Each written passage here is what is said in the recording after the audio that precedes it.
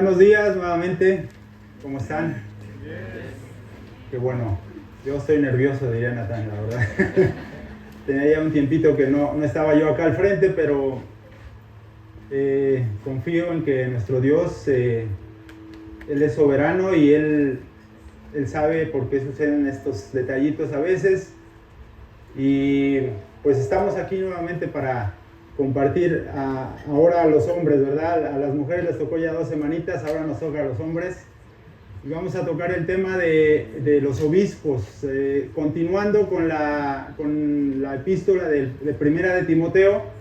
Pues vamos a continuar ahora con el capítulo 3, ya estamos a la mitad de esta epístola y aquí vamos a empezar a ver este tema de los obispos, que más adelante veremos como obispo, anciano y más actualizado a nuestro tiempo pastor, que viene de un verbo pastorear, por eso se le nombra pastor.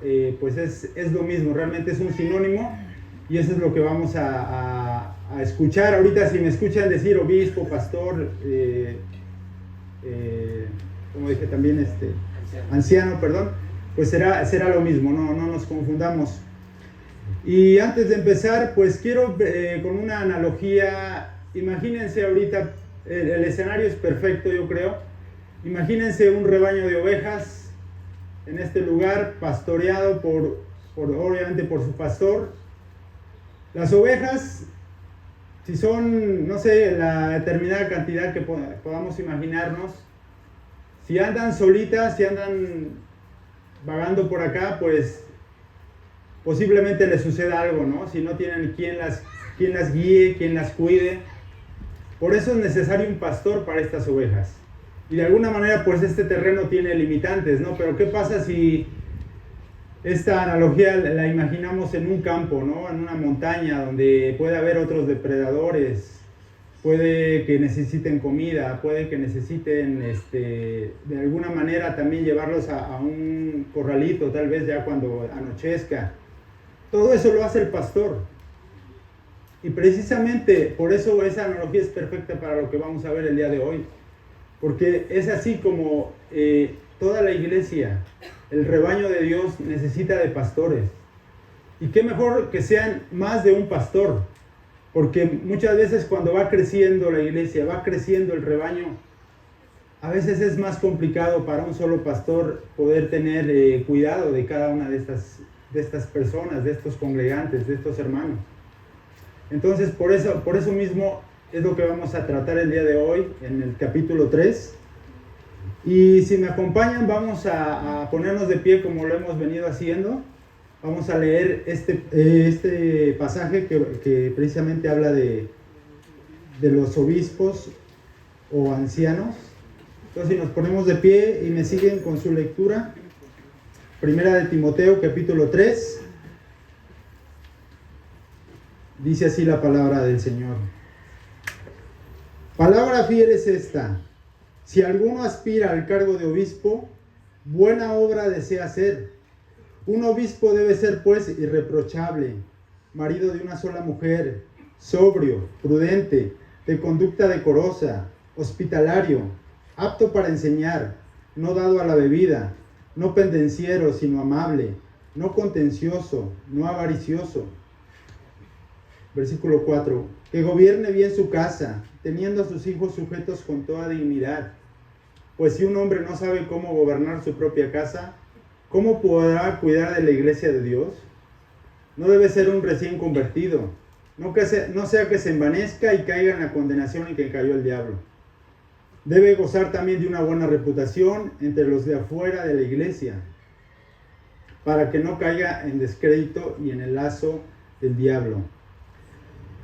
De la misma manera también los diáconos deben ser dignos de una sola palabra, no dados al mucho vino, ni amantes de ganancias deshonestas, sino guardando el misterio de la fe, con limpia conciencia, que también estos sean sometidos a prueba primero, y si son irreprensibles, que entonces sirvan como diáconos.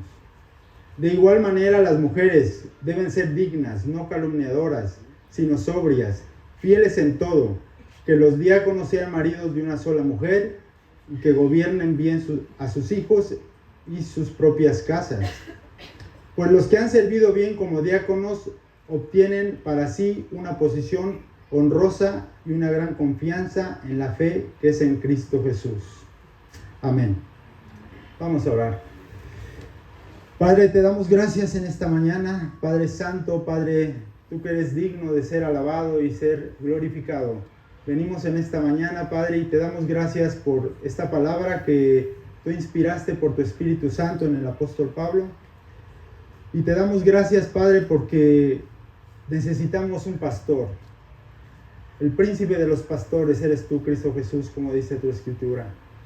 Y venimos a ti, Padre, para ser guiados, para ser reprendidos tal vez o movidos a situaciones que tal vez desconocemos o que tal vez las estamos recurriendo. Padre, te pido que en esta hora sea tu Espíritu Santo el que habla en nuestros corazones por medio de tu palabra bendita. Todo esto te lo ruego y te lo pido y dependo totalmente de ti, Padre. Te pido que seas tú el que hable a través de tu palabra a todos mis hermanos. En el nombre de Jesús, amén. Pues pueden tomar su asiento, gracias. Pues como les comentaba, hemos llegado al capítulo 3 y Pablo sigue animando, ¿verdad? Sigue animando a Timoteo para pues dirigir precisamente la iglesia de Dios. Pablo tiene que irse a otro lado y entonces deja a Timoteo encargado, pero Pablo le dice a Timoteo, por favor, Timoteo, tienen que tener estas características, estos hombres, estos líderes que puedan dirigir en la casa de Dios. Y pues esta carta también, a pesar de que es una carta personal, como hemos visto desde un principio en el capítulo 1, cómo Pablo se la dirige a Timoteo, también es una carta dirigida a la iglesia, a todos los hermanos. En 1 Timoteo 6, 21 dice, dice, la gracia sea con vosotros o la gracia sea a ustedes. Esto indica que también no solamente fue para Timoteo, sino también fue para toda la iglesia. Y en resumen, en la epístola de Timoteo, vamos a ver cómo realmente hay tres aspectos con los que se van a tocar, y de hecho ya hemos tocado, vamos a tocar ahorita el segundo, pero ya hemos tocado lo que es la doctrina, el gobierno y la adoración a Dios, ¿no? Por medio de la oración, que también ya lo vimos en pasadas predicaciones. Pablo alerta entonces a Timoteo, como vemos en el capítulo 1, Pablo alerta de las falsas doctrinas, de los falsos maestros que pueden llegar aparentemente a dar una enseñanza, pero realmente están nada más siguiendo pues ellos mismos, sus propios intereses, con otras intenciones que no son las de Dios. En el capítulo 2 vimos cómo Pablo trata el tema de la oración a Dios, que desea que se lleve de forma ordenada y que glorifique a Dios precisamente. Hoy el tema será las responsabilidades de los obispos, entonces, también llamados ancianos, como lo había yo comentado al principio. Y partiremos precisamente de lo que hace Pablo, que esta actividad es designada también para los hombres, ¿verdad? Como ya lo habíamos comentado anteriormente. Las semanas pasadas estuvimos viendo cómo Dios en su plan perfecto establece los roles tanto en el gobierno de la familia, en el gobierno de la iglesia, y estipula por medio de Pablo cómo debe de conducirse el hombre y la mujer dentro de estos dos gobiernos. Pero precisamente aquí también es donde vamos a ver cómo esta actividad o este oficio de pastor está designado para los hombres. Y en esto también vamos a ver cómo desde el Antiguo Testamento Dios lo planificó o lo ideó desde un principio, desde el Antiguo Testamento. Vamos ahorita a una cita donde viene cómo Dios establece líderes que sean guías espirituales, pero que sean hombres comprometidos, hombres con madurez espiritual para el pueblo de Israel. Y esto lo leemos en Deuteronomio, si me acompañan, creo que lo tenemos acá en la pantalla. Deuteronomio capítulo 1, del 9 al 13. Dice así la palabra del Señor: en aquel tiempo les hablé, yo solo no podía llevar la carga de todos ustedes. Aquí está hablando Moisés al pueblo de Israel. Entonces ese es el contexto para que lo entendamos. El Señor su Dios los ha multiplicado y hoy son como las estrellas del cielo en multitud. Que el Señor, el Dios de sus padres, los multiplique 1000 veces más de lo que son y los bendiga, tal como les ha prometido. ¿Cómo puedo yo solo llevar el peso y la carga de ustedes y sus pleitos? Escojan de entre sus tribus hombres sabios, entendidos y expertos, y yo los nombraré como sus jefes. Entonces vemos acá como en Deuteronomio, vemos que el pueblo de Dios, el pueblo de Israel se está multiplicando, pero Moisés su capacidad realmente ya no da, entonces tiene que buscar hombres, líderes, que estén comprometidos para la obra precisamente de pastorear al pueblo. Y el mensaje que tenemos para el día de hoy, para nosotros, la iglesia de hoy, es: el hombre en su misión a Cristo, que desarrolla un liderazgo auténtico en su hogar, podrá aspirar genuinamente a dirigir la casa de Dios. Nuevamente repito, el hombre en su misión a Cristo, aquí está puesto, dice, que desarrolla un liderazgo auténtico en su casa. Eso es lo primeramente importante. Primero, que esté sujeto a Cristo, que esté desarrollando un liderazgo auténtico en su casa, podrá aspirar genuinamente a dirigir la casa de Dios. Y precisamente Pablo toca el tema del liderazgo cuando habla precisamente de obispos y diáconos. Obispos quiere decir enseñanza y cuidado espiritual de la iglesia. Los diáconos son los administradores de los bienes materiales dentro de la iglesia. El diácono es lo que ve las necesidades materiales, ¿verdad? Ya todos sabemos eso.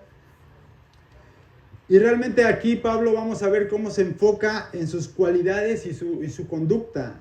No tanto en sus obligaciones, en lo que va a hacer. Aquí no vamos a ver eso, pero sí subraya mucho lo que son sus cualidades y su conducta de estos hombres que están dispuestos, que son disponibles para este oficio. Y primer punto que vamos a ver en esta mañana de las características del hombre llamado a servir como pastor obispo: número 1, un buen propósito. En esa primera carta de Timoteo, como en la segunda, inclusive como en la carta de Tito, vemos cómo Pablo enfatiza en una frase que dice: palabra fiel y digna. Lo vemos repetitivamente en partes de estas cartas, como Pablo vuelve a decir palabra fiel y digna. Esto lo podemos ver en 1 Timoteo 1:15, en el capítulo 3:1, que es el que vamos a leer, en el capítulo 4, en 2 Timoteo 2:11 y Tito 3:8. En todos estos pasajes es cuando Pablo menciona palabra fiel y digna, muchas veces agrega. Y lo interesante de esta frase que se repite es destacar la importancia de la verdad a lo que Pablo se está refiriendo. En 1 Timoteo 1:15 dice: palabra fiel y digna de ser aceptada por todos. Cristo Jesús vino al mundo para salvar a los pecadores, de los cuales yo soy el primero. Entonces acá podemos ver cómo Pablo enfatiza mucho y expone el evangelio realmente. Él primero se da cuenta que Cristo Jesús vino al mundo a salvar a los pecadores. Y él es el primero que dice: yo soy el primero de los pecadores. Entonces en ese momento él enfatiza mucho en el evangelio que es precisamente la transformación que existe en el hombre que desea servir, que desea tomar esta actividad. En 2 de Timoteo también podemos leer, vamos a leer, dice 2 de Timoteo 2:11, si me acompañan por favor. 2 de Timoteo 2:11, adelantito de donde estamos leyendo. Palabra fiel es esta: que si morimos con Él, también viviremos con Él. Si perseveramos, también reinaremos con Él. Si lo negamos, Él también nos negará. Si somos infieles, Él permanece fiel, pues no puede negarse Él mismo. acá nuevamente podemos ver, ¿no?, cómo está el Evangelio sumergido en esta declaración cuando dice palabra fiel. Y precisamente es lo que en nuestro pasaje original, en 1 Timoteo 3, versículo 1 dice: palabra fiel es esta, si alguien aspira al cargo de obispo, buena obra desea hacer.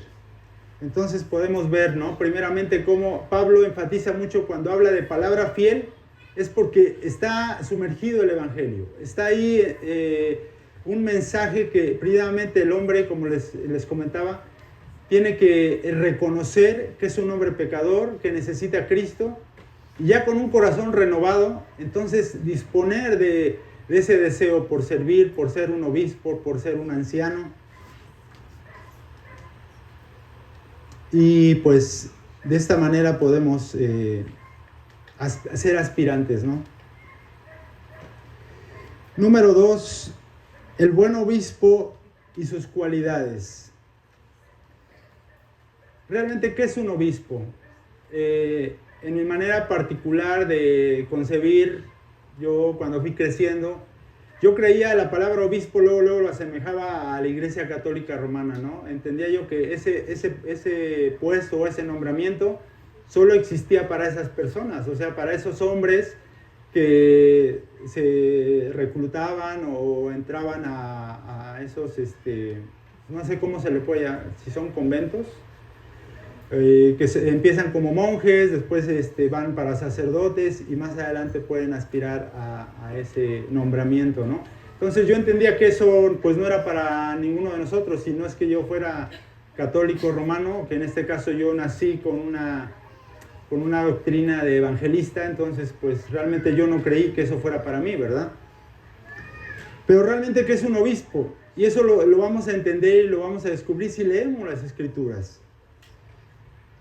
Un obispo es un individuo encargado del cuidado general y supervisión espiritual de la iglesia. En resumen, eso es lo que es un obispo. Y el término en griego, episcopos, es el origen de la palabra obispo, y episcopal. Pero en el uso en el Nuevo Testamento demuestra que cada congregación tenía una pluralidad de ancianos. Eso también es característico que vemos en la iglesia primitiva, en la iglesia que inicia en el primer siglo. Vemos cómo no solamente había un obispo, no solamente había un pastor, sino había una pluralidad de ancianos. Y esto lo podemos ver para comprobarlo en Primera de Pedro, si me acompañan, Primera de Pedro 5, capítulo 5, del 1 al 4. Vamos para allá, por favor. Primera de Pedro 5,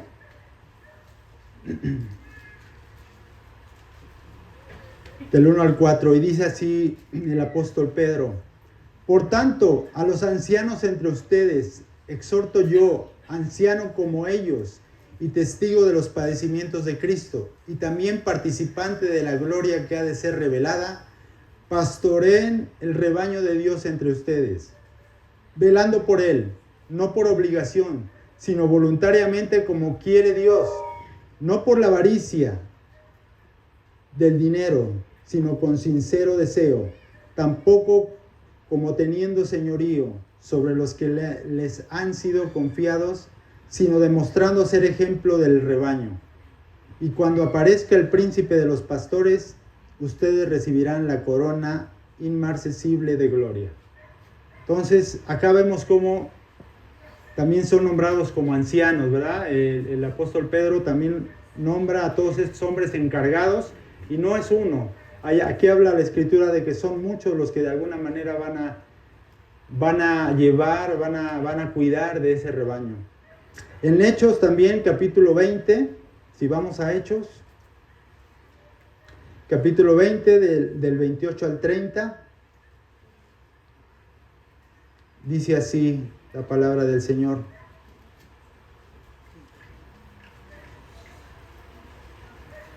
Hechos 20 del 28 al 30. Ya estamos ahí. Dice: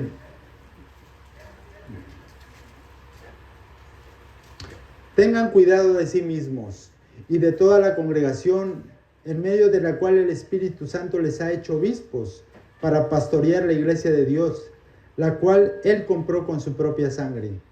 Sé que después de mi partida vendrán lobos feroces entre ustedes, que no perdonará al rebaño. También de entre ustedes mismos se levantarán algunos hablando cosas perversas para arrastrar a los discípulos tras ellos. Entonces acá también vemos cómo el apóstol Pablo da una advertencia, aparte de que clarifica lo que es que estos hombres que van a ser nombrados, pero realmente por Dios, por el Espíritu Santo van a ser nombrados. Y los van a hacer obispos, como dice acá. Pero también advierte y dice que aún nos cuidemos entre nosotros, porque el enemigo es muy astuto. El enemigo puede venir como ángel de luz y puede pues corromper la mente de los hombres y puede engañarlos. Y de esa manera puede crear en ellos ambición, otras actitudes que no son las correctas de parte de Dios. Entonces por eso acá advierte el apóstol Pablo también. Pero acá vemos también ya, ¿verdad?, cómo está clarificado lo que son obispos, pastores, ancianos, es realmente lo mismo. Y como les comentaba, yo realmente pensaba eso, que solo los obispos eran para los hombres que estaban pues de alguna manera comprometidos con la Iglesia Católica.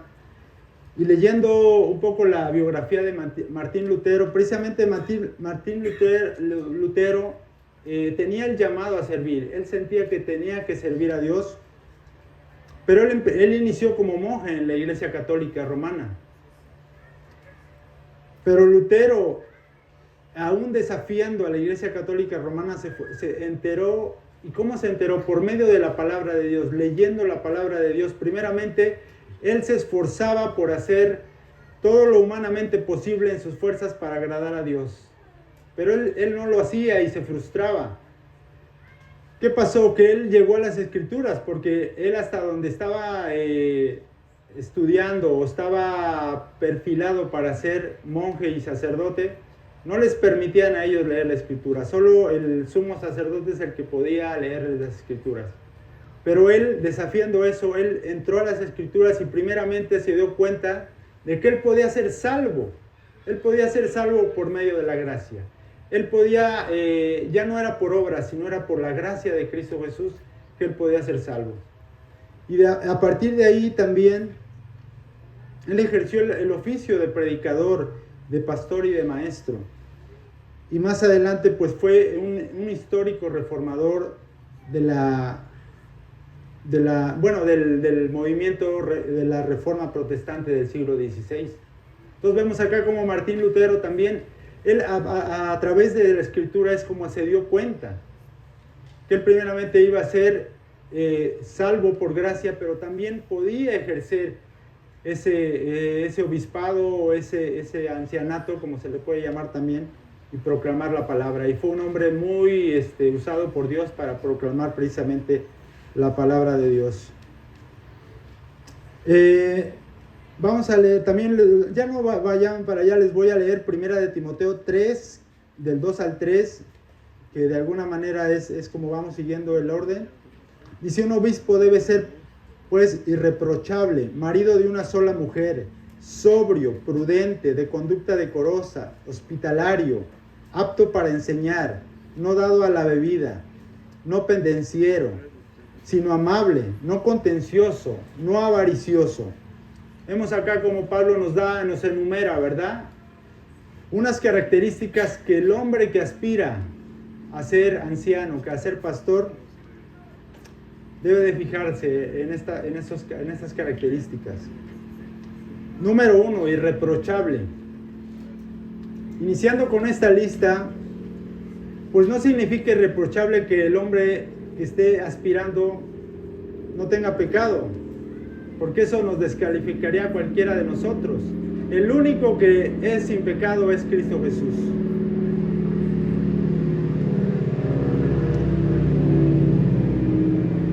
Lo que Pablo realmente quiere enfatizar es que todo obispo o anciano tenga una buena reputación entre los cristianos y entre los no cristianos también. no solamente basta con que acá el que aspire a ser obispo o pastor, pues se comporte de una manera educada, amable con los hermanos, ¿verdad? Tiene que ser aquí y afuera de aquí, fuera de la iglesia. Número 2, marido de una sola mujer, como leemos también acá, ¿verdad? En el versículo 2. Marido de una sola mujer. Esta expresión también mencionada en la carta de Tito, en Tito 1:6, se ha entendido y se ha debatido muchas veces por tres aspectos que pueden interpretarse. Podría ser que esté prohibiendo la poligamia, el que no deba volverse a casar si es que se ha divorciado, o también decir que es la infidelidad conyugal. Realmente ha habido debates, ya ha habido tal vez hasta un poco de controversia al decir, bueno, ¿qué quiso decir Pablo acá? Quiso referirse a la poligamia, a los hombres que de alguna manera se casan, y depende de la cultura también. Hay culturas donde tienen 5 o 6 mujeres y se casan y así está permitido, ¿no? Entonces, realmente puede que haya un debate ahí, pero realmente también puede ser también el hombre que por alguna razón se divorció, tal vez legalmente, lo hizo todo en orden ante la sociedad civil, y dice, bueno, me voy a volver a casar. Realmente, posiblemente que hay gente que dice, bueno, es que ese tipo de hombres no pueden ya ejercer como pastores, porque ya se están volviendo a casar. No solo fueron hombres casados con una mujer, sino ya se casaron doblemente, ¿verdad? Pero realmente acá el énfasis principal que creo que Pablo quiere dar es precisamente al tema de la infidelidad. La infidelidad es algo tan común en nuestros días, que se ve hasta algo a veces tan de nuestra cultura machista, de que pues el hombre tiene esa libertad, tiene esa manera de ser, y hasta muchas veces han dicho que por naturaleza el hombre es infiel y no hay vuelta de hoja, ¿no? Pero pues ese es realmente un engaño, realmente. Es una sabiduría sin fundamento, una sabiduría hueca que el hombre ha querido establecer, que la ideología ha querido establecer, ¿no?, en nuestros días. Inclusive ha entrado a nuestras iglesias, eso es lo peor de todo, ¿no? Muchas veces eso se oculta, eso no se sabe, muchos hombres tienen otras casas, otras familias, y como lo mantienen oculto, pues nadie lo sabe, y eso realmente no es bueno.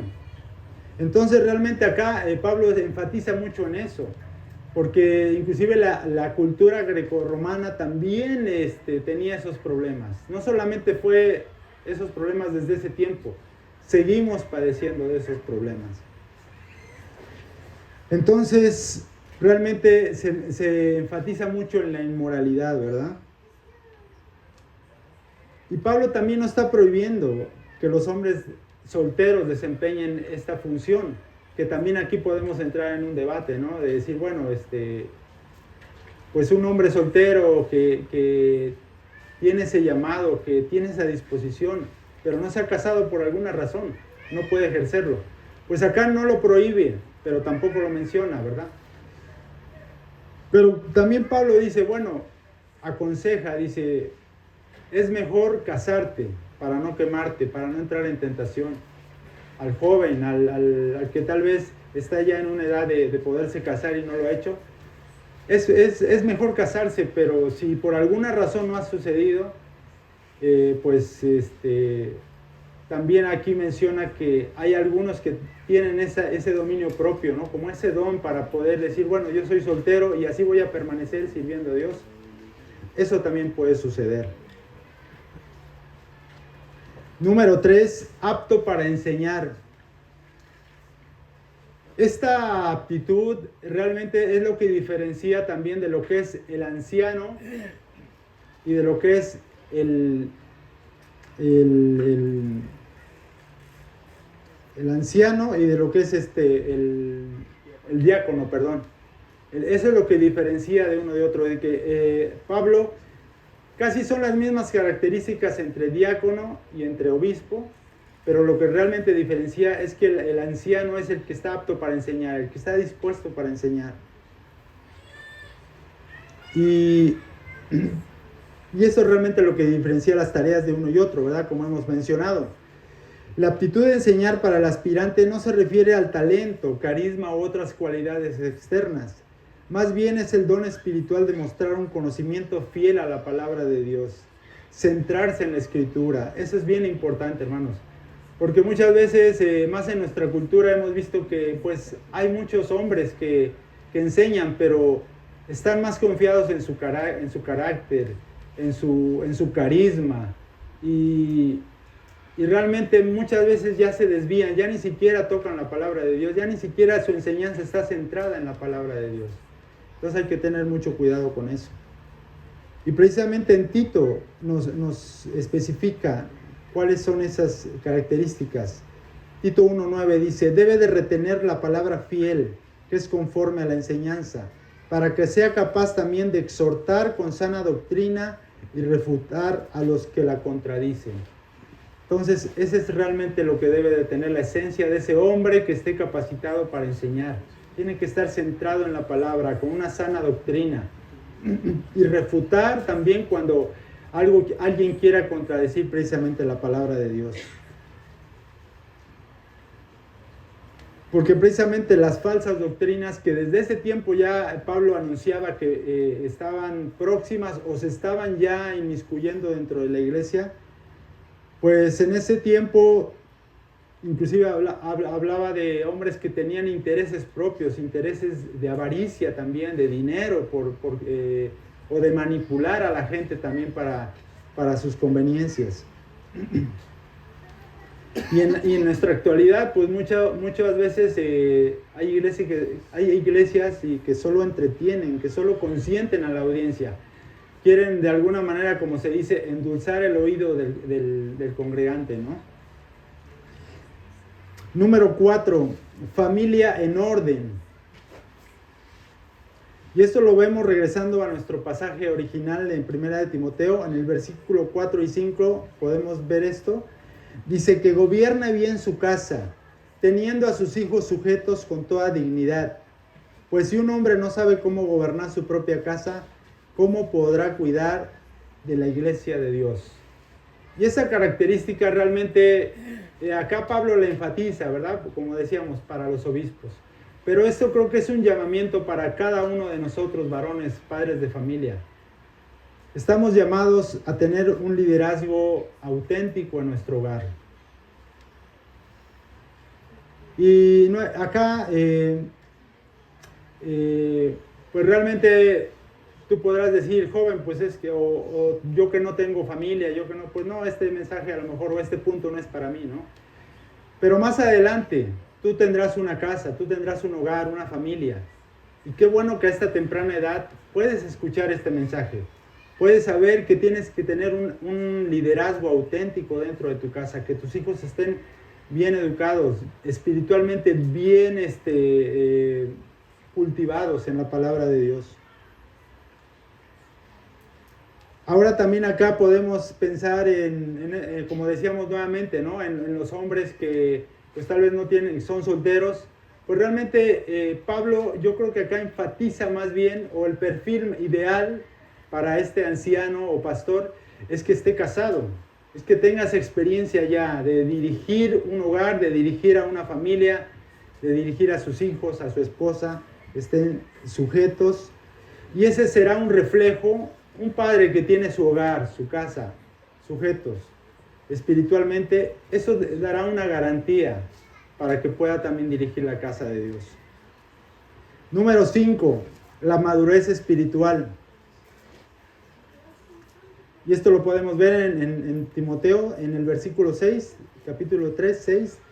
Dice, no debe ser un recién convertido, no sea que se envanezca y caiga en la condenación en que cayó el diablo. Pablo no ve con ligereza realmente la caída de los que ocupan este cargo. Quizá porque los ancianos de Éfeso, algunos se habían ya involucrado en falsas enseñanzas. Y esta tentación no está ajena a nuestro contexto, ¿verdad? Cualquier hombre que no esté firme en Cristo o tenga poco de tiempo de convertido, está propenso a caer en la condenación y en la soberbia, en el orgullo provocado por el adversario. El engañador, el enemigo de Dios, el diablo realmente. Y es que la Biblia nos dice que puede aparentar ser un ángel de luz, como ya lo mencioné hace un momento. Pero realmente es un león rugiente listo para devorar.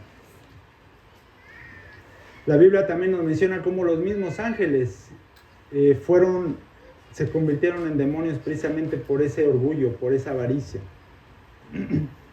Y acá podemos ver cómo Timoteo, aun cuando era joven, estaba listo, estaba preparado, y por eso Pablo confiaba en que él estaba preparado para este ministerio.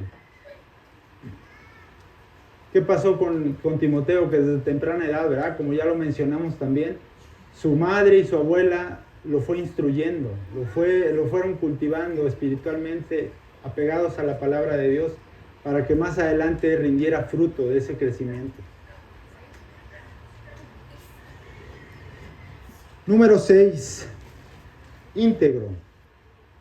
En el versículo 7 podemos ver esto, ¿verdad? Íntegro, libre de hipocresía. Como vemos aquí,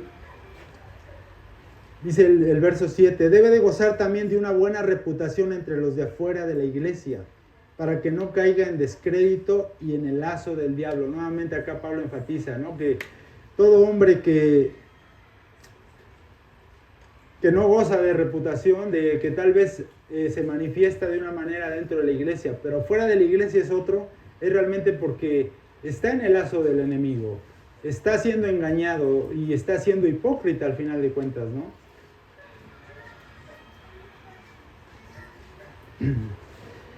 Pablo enfatiza sobre dejar a un lado la hipocresía. No puedes comportarte aparentemente correcto dentro de la iglesia y ser un hombre perverso fuera de ella. Así como eres dentro de la iglesia, muéstrate con las personas de afuera. Y debemos reconocer, al menos yo, que muchas veces batallo con algunos de estos aspectos. Yo todavía estoy batallando. Sobre todo, por ejemplo, cuando les pongo la ilustración, cuando me pongo a jugar fútbol, ¿no? Si el contrario me empieza a provocar, muchas veces caigo en ese engaño, caigo en esa provocación. Y tal vez yo también intento insultarlo, intento golpearlo dentro del juego, pero no tiene que suceder eso. No sé si a mí solamente me pasa, pero realmente a veces, por eso yo creo que por eso a veces ya no voy tanto a jugar, porque entre más siento responsabilidad de compartir la palabra, de enseñar la palabra, siento que esos escenarios ya no son para mí, porque precisamente siento que caigo muy fácil, ¿no? en esa trampa, en esa situación que muchas veces pues la otra persona, ¿no?, nos hace caer, y no debe ser así. Muchas veces mi esposa también pues me llama la atención, ¿no?, porque dice, oye, amor, ¿por qué estás gritando? ¿Por qué estás diciendo eso? No debes de hacerlo. Pero sí, realmente es una llamada de atención, al menos para mí, en esa área. La conducta es importante, hermanos, porque así como nuestra doctrina tiene también que ser nuestra conducta, tiene que ir de la mano, no puede ir una de un lado y una de otro lado. Seríamos unos hipócritas, unos fariseos, como dice la Escritura. Y todos estos requisitos no son una fotografía. ¿Qué pasa? Que si no los tienes, pues no puede ser. No es una fotografía, más bien es un perfil que el hombre llamado, y no solo el hombre llamado para servir a la iglesia, el hombre que está al cargo de su casa, como lo mencionamos, ¿no? Es un perfil que todo hombre acá en esta iglesia debemos de procurar, de anhelar, de buscar. Y es que el gobierno de la iglesia es dado por Cristo, ¿verdad? ¿Cuántos creen eso? Que el gobierno de la iglesia, los hombres que de alguna manera han sido llamados, que ya están ejerciendo eso, o que están próximos a ejercerlo, es dado por Cristo, no es dado por los hombres. Porque si es dado por los hombres, solamente por un criterio de los hombres, está muy seguramente destinado al error. Cristo es nuestra cabeza y rey. Y así como la carta habla del gobierno de la iglesia, da testimonio del reinado de Cristo como cabeza de su cuerpo. Eso es bien importante que lo tengamos presente. Cristo es nuestra cabeza, es un orden que está.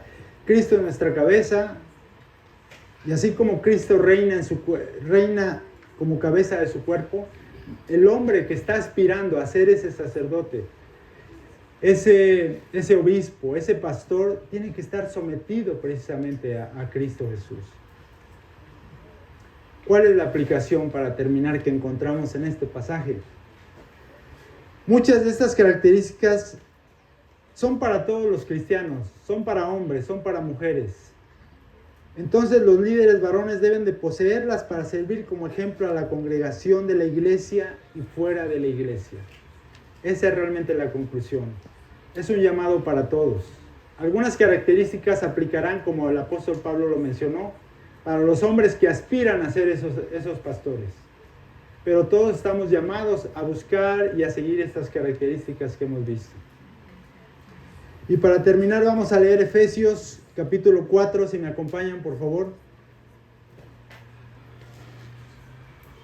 Efesios 4 en el versículo 11, del 11 al 16.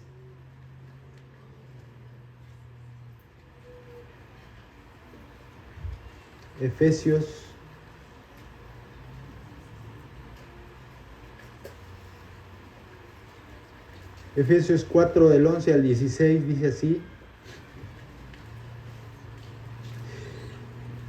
y él dio a algunos el ser apóstoles, a otros profetas, a otros evangelistas, a otros pastores y maestros, a fin de capacitar a los santos para la obra del ministerio, para la edificación del cuerpo de Cristo, hasta que todos lleguemos a la unidad de la fe y del pleno conocimiento del Hijo de Dios, a la condición de un hombre maduro, a la medida de la estatura de la plenitud de Cristo.